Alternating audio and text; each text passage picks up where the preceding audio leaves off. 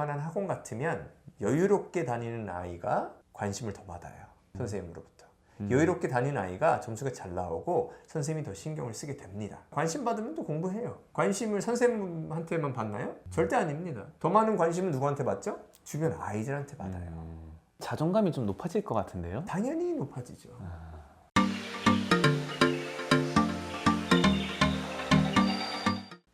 안녕하세요.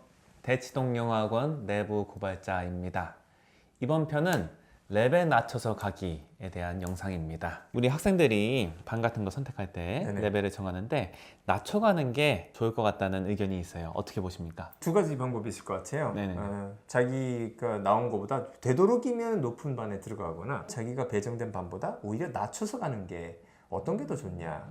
저는 낮춰서 가는 게 월등히 좋다. 레벨은 낮춰서 가시라. 레벨은 낮춰서 가라. 레벨은 낮춰서 가야지 공부에 도움이 된다. 낮춰서 가면 어떤 좋은 효과가 있을까요? 이제 부모님들은 학생인 시절하고 좀 동떨어져 있어요. 어떤 거를 간과하게 되냐면 사람의 특성이 뭐냐면 세월이 지나면 어려운 것은 좀 까먹게 되고요. 즐거운 것만 좀 생각나게 돼 있어요. 그래야지 사람이 긍정적이고 잘 살 수 있겠죠. 그러니까 이제 역사가 발전되고 하나의 종이 이렇게 발전될 수가 있었을 거예요. 만약에 부정적인 사람들이 가득했으면 이렇게 잘 안 되죠. 그러다 보니까 예전에 공부했을 때 그 느꼈던 심리적인 압박이라든가 그 위압감을 잘 기억을 못해요. 기억을 한다고 해도 그냥 기억일 뿐이지 느껴지지가 않아요. 그래서 연결이 잘 안 될 수가 있어요. 네. 쉽게 말하면 어떤 반에 딱 들어갔는데 내가 좀 못하는 편이에요.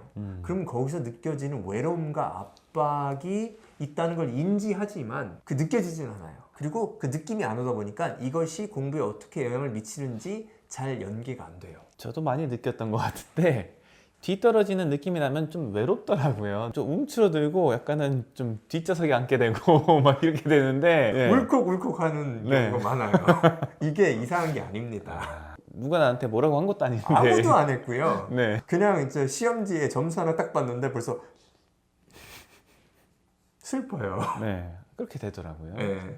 근데 옆에 애들이 다 비슷한 점수면은 괜찮아요. 옆에 눈치를 보니까 나만 좀 점수가 낮으면 굉장히 위축이 되고 목소리가 작아지고 힘들어지는데 네. 그럴 때마다 공부에 대한 에너지가 조금씩 없어질 가능성이 높아요. 학생마다 틀린데 대부분의 학생들은 표면화되는 점수가 낮게 나오면은 다른 학생들보다 공부의 동기를 잃어요. 제가 저 옛날에 아웃라이언가 책에서 네. 인상 깊게 봤던 부분이 미국에서 진짜 탑스타급의 운동선수들이 대체로 한 해 사이클에서 좀 일찍 태어난 아이들이다 이런 식으로 많이 분석을 하더라고요. 맞아요. 그래서 왜 일찍 태어난 애들이 탑스타가 되냐 스포츠계에서 어렸을 때부터 그 아이들은 많은 기회를 받고 관심을 받는 거죠. 왜냐면 또래에 비해서 잘하니까. 어렸을 때는 한 몇 개월만 일찍 태어났어도 벌써 네. 크고 세고 빠르잖아요. 네네네. 그 학생들 먼저 뽑히고 막 네. 주전자리 꿰차고 하니까 막 자신감도 붙고 네. 그렇게 쭉 이어져 갖고 그냥 성인기까지 쭉 간다. 낮은 레벨을 선택하면은 그런 비슷한 효과를 누릴 수도 있을 것 같아요. 내가 속해 있는 그룹 안에서는 아웃라이어가 되는 거잖아요. 맞습니다. 그러니까 이제 신난다. 난 약간 주전의 느낌으로 이렇게 살 수 있을 것 같아요. 그런 아이들이 많아요. 이제 수업 태도가 좋고 시험 문제를 주면 굉장히 열성적으로 푸는 아이들 중에 높은 반 가고 싶지 않아해요. 근데 저는 보내려고 해요. 웬만하면 보내려고 해요. 왜? 걔로 인해서 약간 위압감이 조성되고 있어요. 얘는 풀었다 하면 100점이에요. 딴 애들은 막 60점 나올 때. 네네. 그러면은 이 위압감 조성이 되죠. 네. 이 정도면은 이제 다른 반 가도록 이제 유도를 하는데 얘가 다른 반에 갔어요. 그럼 그냥 평범한 학생이 되는 거예요. 그러면 분명히 문제 풀 때 조금씩은 덜 열심히 풀 거라고 저는 예상을 해요. 그럴 수 있겠네요. 네, 문제 수준이 높다 보니까 한 평균 정도밖에 안 되거든요. 물론 그 안에서 어떤 적응이 되면 모르겠지만 그러면 또 이렇게 생각할 수 있을 거 아니에요. 수준이 낮은 거를 공부해도 공부가 많이 되나요? 많이 돼요. 많이 됩니다. 개인적인 경험은 약간 말씀드리면은 옛날에 그 학교 다닐 때 토익 같은 거 만점 받고 그때 하와이유부터 다시 봤어요. 실은 완전 기초서부터 한번 봤어요. 다른 관점으로 많이 보이고 많이 배울 게 있더라고요. 그리고 이제 제가 대치동 학원가에 처음 왔을 때 아이들 보는 책인데 배울 게 많더라고요. 정독 같은 거 하면은 이거 잘 썼다, 재밌다 하는데 이제 웃긴 거는 저도 이제 아이들을 배우는 책으로 미리 수업 준비할 때 내가 배우는 게 많구나 이렇게 생각했는데 학생들이 그러는 거예요. 교재가 쉽다고, 배울 게 없다고. 그래서 전 생각했어요. 아니 뭔 소리지? 내가 배울 게 많은데 이 학생들이 배울 게 없다고 쉬워서? 이 뭔 소리 하는 거지? 뭐 이런 생각을 했거든요. 그래서 말씀하신 게 공감이 돼요. 흔히 말하는 것보다 기준을 낮춰가도 배울 게 많다. 뭐 이렇게 또 생각하시는 것 같아요. 아이가 너무 수월하게 다니는 것 같다. 그러면은 시나리오 두 개를 저는 생각을 합니다. 어머니가 보시기엔 좀 너무 수월하게 다니는 것 같고 반대의 급부로 보면 너무 고생하면서 다니는 것 같다. 그러면 이 둘 중에 공부의 미래에 어느 게 더 도움이 되냐? 이건 수월하게 다니는 게 더 도움이 돼요. 수월하게 다니면 왜 도움이 되냐면 자기의 여유가 있으니까 뭐 여유를 이상하게 누리면 안 되겠죠. 그런데 웬만한 학원 같으면 여유롭게 다니는 아이가 관심을 더 받아요. 선생님으로부터.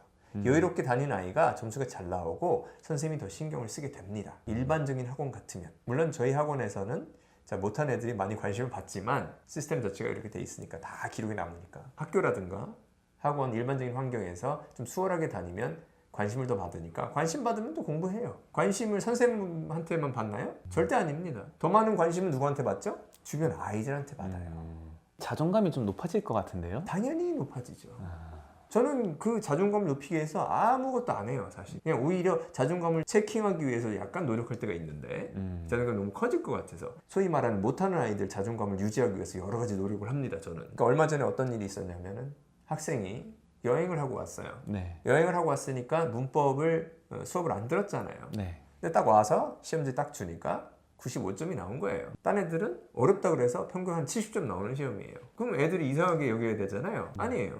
쟤니까. 이 한마디로 끝나요. 그 95점을 맞은 학생 입장에서는 내가 인정받는구나 이렇게 생각을 안 해도 실질적으로 그렇게 쌓이는 거죠. 그럴 것 같아요. 네. 네. 그러다 보니까 약간 준비가 부족할 때도 열심히 푸는 거예요. 자기 자신의 그 특성이 고착화되어 있는 거예요. 너는 이런 아이잖아. 그걸 유지하고 싶은 마음이 클 거 아니에요. 그러니까 2주 동안 3주 동안 여행하고 왔어도 문법 문제 딱 주면은 쥐어 짜가지고 열심히 푸는 거예요. 예, 그 한마디가 많이 이 사람을 움직일 것 같네요. 칭찬인 줄 아는 칭찬은 효과가 약합니다. 진짜 이런 게 칭찬이에요. 친구들끼리 그 인정하는 반마디 이런 게 정말로 효과가 커요. 그렇기 때문에 기회가 있으면 레벨 낮춰서 가는 게 맞아요. 레벨 낮춰서 갔다가 아이가 좀 도전이 좀 필요하다. 그럼 의사 존중해주면 돼요. 그래서 좀 더 어려운 거 배우게 하면 됩니다. 외고 나온 친구들 혹은 민사고 나온 친구들한테 들은 얘기인데 외고 나온 친구들이 대체로 이제 어렸을 때 공부 잘했잖아요. 근데 이제 외고 입학해서 좀 쟁쟁한 애들 많잖아요. 근데 그 중에서 이제 누가 단언은 하지 않았어요. 너는 이 중에서는 하급이야. 이렇게 단언은 아무도 한 적이 없는데 그렇게 안 하죠. 본인이 그렇게 느끼는 애들이 있어갖고 겉돈대요. 원래는 중학교 때까지는 대체로 모범적인 아이들이었을 거 아니에요. 착실하게 하고. 근데 이제 그 외고 가서 약간은 일진같이 돼갖고 아이들 자꾸 괴롭히고. 역할 분담이 반드시 됩니다. 예. 전국에서 공부 잘하는 애들 모아놓잖아요. 거기서 소위 말하는 꼴통이 생겨요. 걔는 꼴통 짓을 한 적이 평생 없었겠죠. 그 학교 입학하기 전까지는. 근데 그 반에 들어가서는 누군가는 그 역할을 떠맡게 돼 있어요. 그리고 그 반 안에서도 또 우등생이 생기고 다 인정하는 애들이 생기고. 저도 이제 고등학교 때 물리를 잘해서 애들 가르쳐줬어요. 물리 선생님이 좀 게으르시기도 하고 리포트 쓴 것도 애들 다 도와주고 시험 준비도 다 제가 시켰어요. 솔직히 말하면. 그러다가 대학교에 가니까 그런 애들만 모인 거예요. 세계적인 인재들이 모이는 대학교였잖아요. 맞아요. 세계적으로 와요. 물리학과는 특히 그럽니다. 억양들이 다 달라요. 그런데 거기서 이제 한 명 돋보이는 애가 있어요. 인도 아이인데요. 제가 알기로는 그 IIT에서 Indian Institute of Technology라고 해서 거기서 장학금을 받고 유학으로 온 학생으로 알고 있어요. 그 학생은 수업 시간에 그냥 팔짱 끼고 있어요. 그냥 딱 보면은 30대 아저씨처럼 생겼는데 저희는 사실은 이게 수업이 이해가 안 돼가지고 선생님이 말씀하신 거 뭐 칠판에 적는 걸 그냥 적기만 해요. 그리고 이해가 안 되니까 계속 생각하고 막 저도 이해가 안 된다. 얘는 그냥 팔짱 끼고 있다가 중간에 이제 한번 손을 들어서 선생님이 걔가 손을 들면 딱 멈춰요. 그래서 뭐냐? 걔가 딱 얘기를 해요. 뭔가 질문인가 봐요. 저는 질문인지도 몰라요. 뭐 얘기하는 거야? 그냥 조용히만 있어요. 그러면 그 교수님이 갑자기 이제 재밌어해요. 그래서 막 얘기를 해요. 못 알아들어요. 우리는 5분 동안 진행이 되는데 근데 가만히 있는 거예요. 그러다가 걔가 또 말이 끝나면 걔 또 팔짱 딱 끼고 선생님이 또 수업을 열심히 하세요. 팔짱 끼는 애는 자기가 우월하다 이런 생각은 안 해요. 좀 하는 애들도 있긴 한데 대부분은 그런 생각을 안 하는데 네. 이게 없어지면 그런 경험이 없을 때 쓸쓸함과 그 약간의 추위 같은 그런 뒷목에서 느껴지는 바람 같은 것이 느껴지게 돼요. 그러면서 공부가 그때부터 어려워진다. 이 심정적인 부분이 공부할 때 엄청나게 크기 때문에 그래서 레벨은 낮춰가야 된다. 그래야지 공부가 잘 된다. 명쾌한 말씀이십니다. 공감이 되네요. 감사합니다.